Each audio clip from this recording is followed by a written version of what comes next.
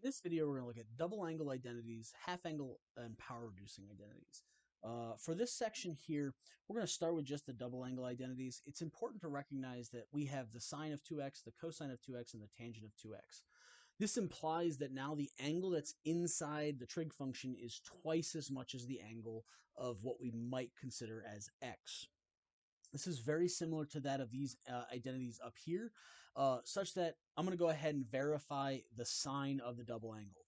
So how do we verify the sine of 2x is actually equal to 2 sine of x cosine of x?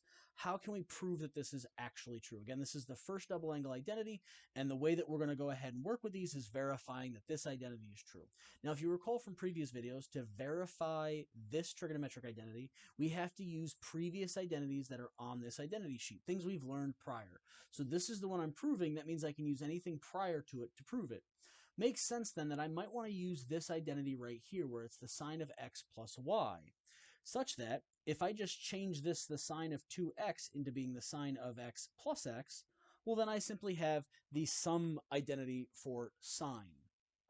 In that case, the sine of x plus x is going to change into the sine of x times the cosine of x plus the cosine of x times the sine of x. And this is supposed to be equal to 2 sine x cosine of x, where we recall I can change the order of the multiplication. So this is the sine of x times the cosine of x plus the sine of x times the cosine of x, and now I have two of those things, which means that that has been then proven. You can do this the same way, more or less, for the cosine of 2x as well as the tangent of 2x. But you'll notice for the cosine of 2x is that there's actually three different identities. You can have the cosine of 2x equaling to the cosine of x squared minus the sine of x squared. You can have it equaling to 1 minus 2 sine squared x, or you can have it equaling to 2 cosine squared x minus 1.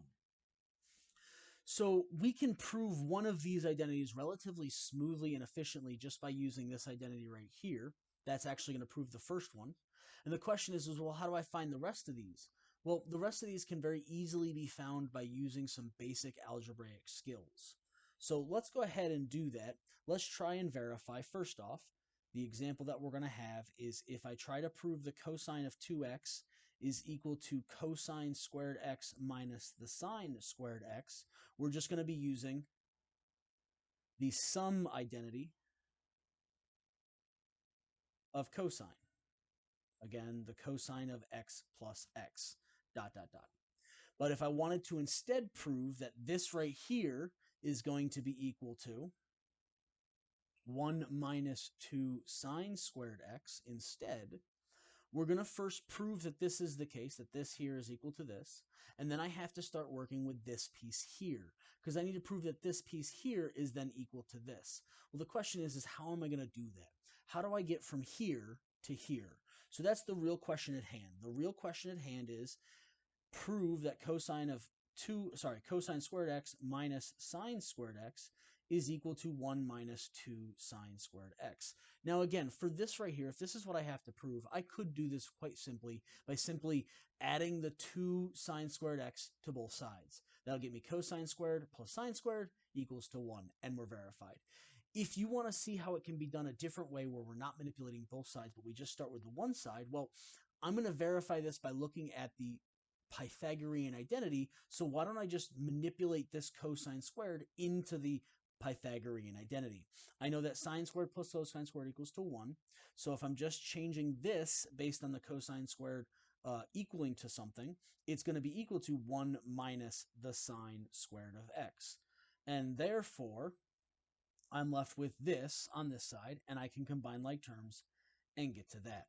So again, there are three different ones that you can use for cosine of 2x. It's important to look at the example that you're working with and know which one is the best or most efficient one to use in terms of what we're trying to verify or what we're trying to evaluate. The last one in terms of the tangent of 2x, notice that there's also three examples for that one, such that we can manipulate one to get to the other and so on and so forth. Same concept happens here, that if I'm given the tangent of 2x I need to pick which one I think is the most efficient or most appropriate one to use. We might have to do some math in our heads efficiently to decide which one of these three cases is the easiest for us to work with. So, with those verifying or at least being proven, let's look at one basic example in terms of evaluating expressions. The first one we're going to look at is evaluate the cosine squared of 15 degrees minus sine squared of 15 degrees. For this particular case, I'm going to go ahead and put those things in parentheses just to be clear. If we're looking at this particular case, the question then settles on, well, how do I evaluate a trig function of an angle that, again, I don't know? Well, if I look to my trigonometric identity sheet, I'll notice that it doesn't have any of these rules in it here. Yeah, sure, it's got cosine squared of 15. We might be able to try and combine these together, but it's a little more complicated than we want it to be if I'm looking back here. So it might help for us to memorize at least the general idea of what these looks like, what these identities look like. Cosine squared minus sine squared is what we have in terms of this example. So maybe if I take these two pieces and I smash them back together, utilizing that identity into cosine of 2x, I can see that this is the same thing as the cosine of 2 times x, x being the 15 degrees, giving me the cosine of 30 degrees. And the cosine of 30 degrees, if we recall from the unit circle, is radical 3 over 2. So this is, again, a really basic example on how we can use these trigonometric identities to evaluate specific trigonometric expressions.